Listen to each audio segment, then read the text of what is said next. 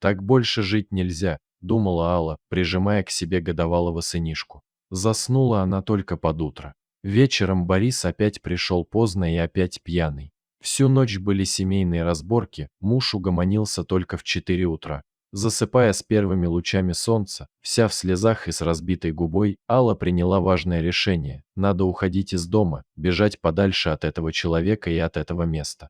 Как ее вообще угораздило выйти замуж за него, она помнит плохо. Вышла из детского дома, как из тюрьмы, идти некуда, родных нет, дома нет, она в полном неведении. В тот самый момент на ее пути и попался Борис. Его перед самой свадьбой бросила невеста. Видимо, уже что-то поняла про своего будущего мужа и вовремя успела сделать шаг назад.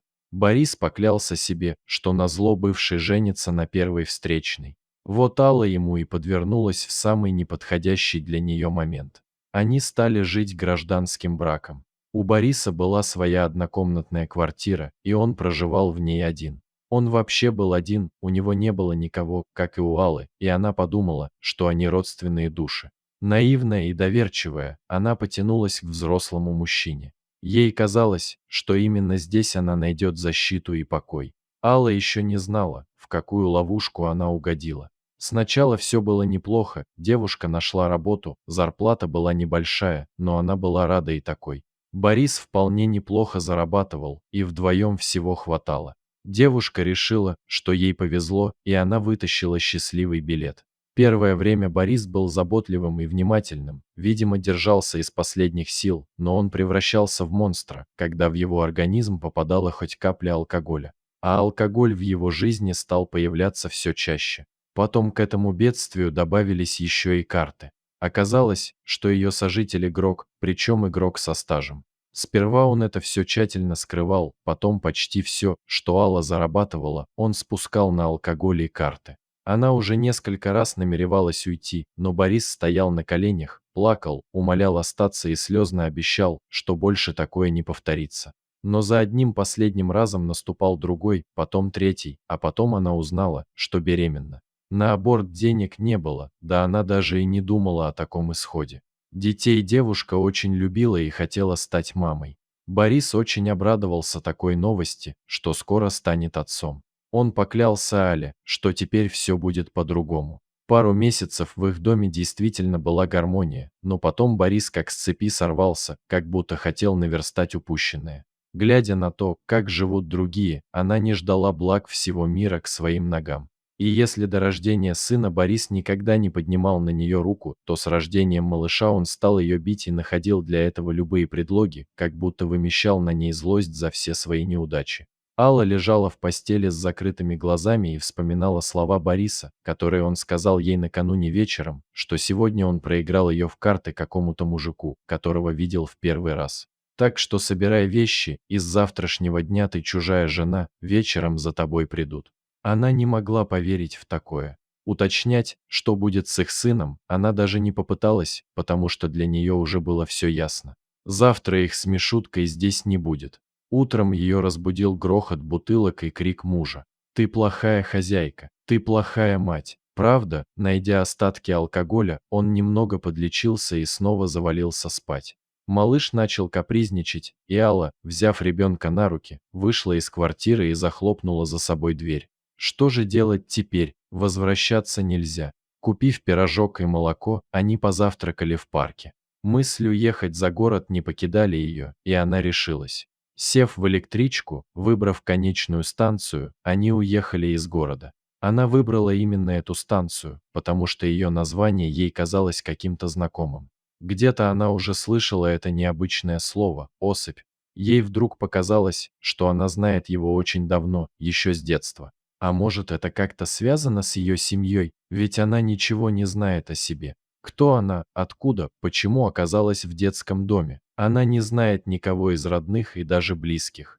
В ее деле написано «сирота-подкидыш». Приехав на станцию уже после обеда, девушка не знала, что делать дальше. Пройдя по перрону между торгующими овощами и фруктами женщин, она уже думала возвращаться обратно в город.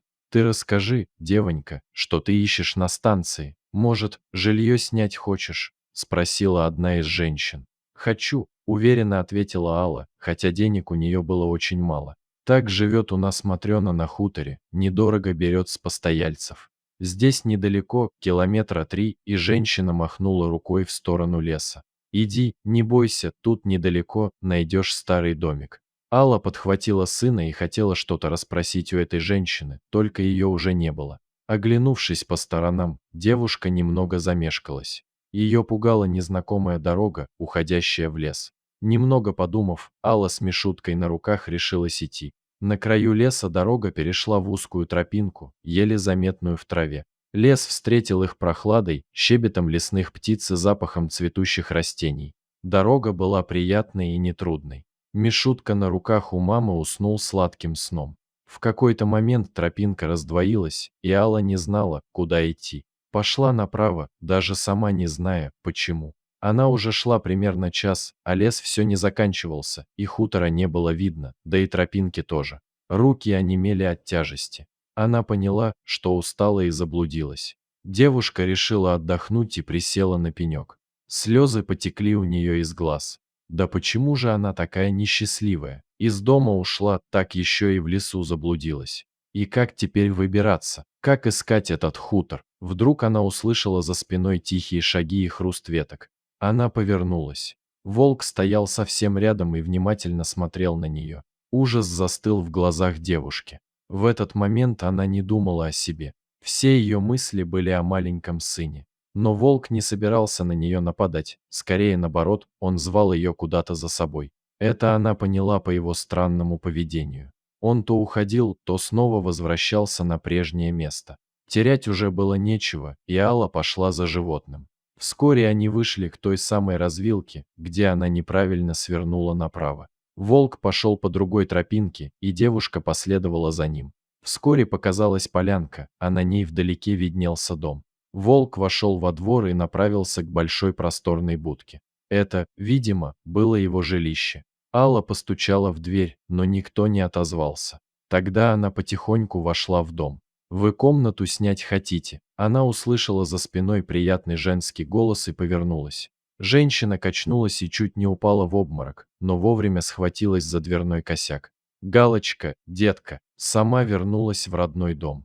Как ты нашла дорогу? Вы меня знаете?» – удивилась Алла. «Меня волк сюда привел, а я в лесу заблудилась». «А это кто?» И она показала на фотографию на стене. Через час она уже знала о себе все. В 90-е ее отец встал на пути какого-то очень влиятельного человека, и тот пообещал жестоко отомстить его семье. Девочку выкрали, а отца убили. Мама ее не вынесла такого горя и наложила на себя руки. Это ее фото висит на стене, вы похожи друг на друга, как две капли воды. Я пыталась тебя отыскать, но все безуспешно. Видимо, тебя гораздо позже подкинули в детский дом, потому что я у них была несколько раз. А может, было все проплачено. Времена тогда были очень подлые. Так что это твой дом, девочка. Он принадлежит тебе по праву.